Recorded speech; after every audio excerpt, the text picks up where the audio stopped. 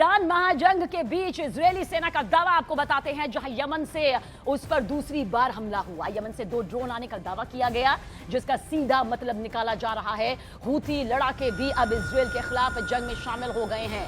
Reports की माने तो हूथी लड़ाके, जिन्हें ईरान का समर्थक भी कहा जाता है, न सिर्फ जंग में शामिल हो सकते हैं बल्कि लाल सागर में वो उस रास्ते को भी घेर सकते हैं जहां से दुनिया का ये पूरा कारोबार होता है।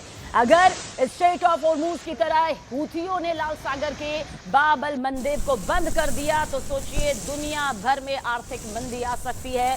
वैश्विक तौर के इंटरनेशनल एक्सपर्ट्स यही कह रहे हैं कि ये बहुत ही खतरनाक खौफनाक स्थिति होगी आर्थिक मोर्चे पर। यूरोप और एशिया के लिए सबसे बड़ा झटका।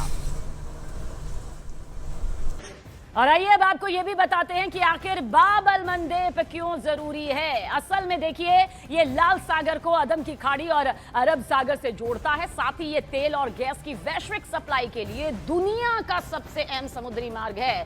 बाब अल मंदेब से रोजाना आप समझिए 90 लाख बैरल जो तेल है, पेट्रोलियम है, उसकी सप्लाई यहां पर होती है। ये वही बाब अल मंदेब है जहां पर पश्चिम एशिया और यूरोप में तेल और गैस के ट्रांसपोर्टेशन का रास्ता जाता है। और इसके साथ ही स्वेज नहर से गुजरने वाला हर जहाज बाब अल मंदेब से ही होकर गुजरता है और इसे बंद करना या फिर ईरान के हाथ से इसका जाना एक बहुत खतरनाक संदेश होता है।